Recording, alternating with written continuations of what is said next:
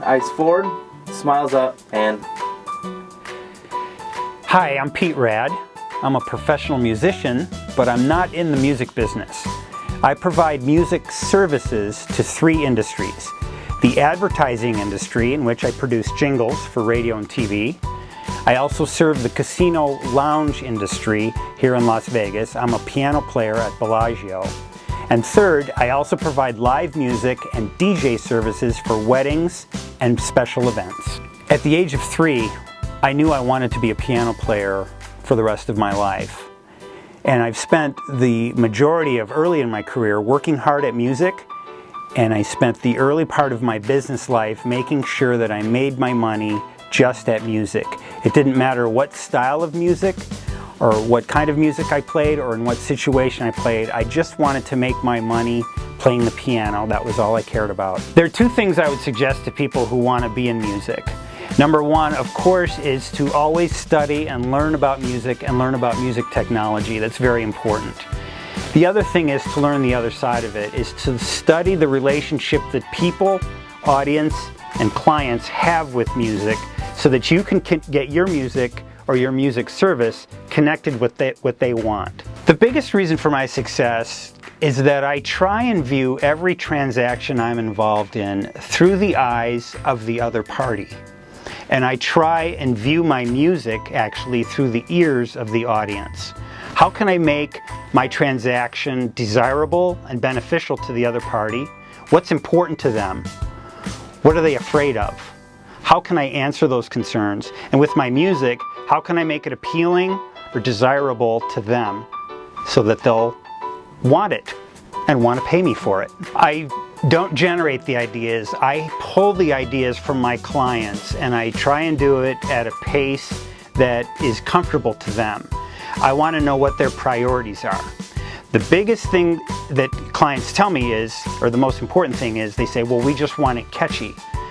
Now, that's of course what I want to do for them, but beyond that, I have to ask the client, what is it that you want them to catch? Do you want them to catch a feeling for your company?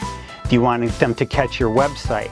Do you want to catch a phone number or a slogan that you have? It really starts there, because the answer to what makes a great jingle is in the mind of not only the business owner, but then after that, the mind of the audience.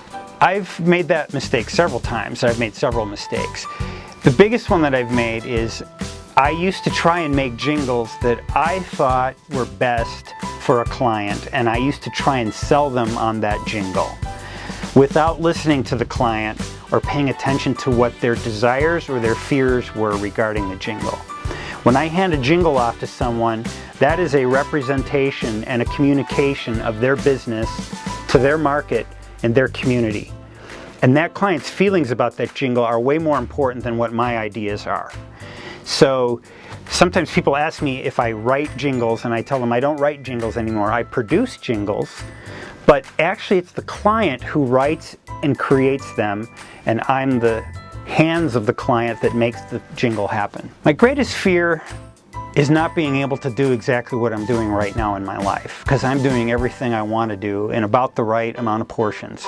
I see myself right here in front of this console producing jingles for these clients. I see myself in a restaurant or at a party playing the piano, playing songs that people want to hear. And that's pretty much it. My most satisfying moment is when I bring the years of experience I've had selling to and working with clients and bringing that to a new client and having it really work, because I knew in advance what their fears were and what their concerns were, and using my experience to be able to connect with them faster and more effectively. You have a successful customer base when you know what they want and are able to give it to them at a profit for yourself, and you've been at it for a certain amount of time. It's not something that can happen in a short amount of time. It has to happen over time. You have to learn your market, you have to provide what they want, you have to study why they want what they want, and you have to pay attention to changes in what they want. If you can apply that to your business, really pay attention, over time, it's almost a guarantee that you'll have a good customer base. More jingles, more parties. I started DJing about 2 years ago, and I hope to DJ more.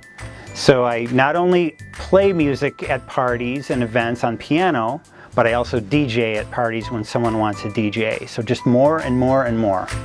Mr. Radd, this one, if you could look directly into the lens, if you could only use one word to characterize your life as an entrepreneur, what would that be? Listen.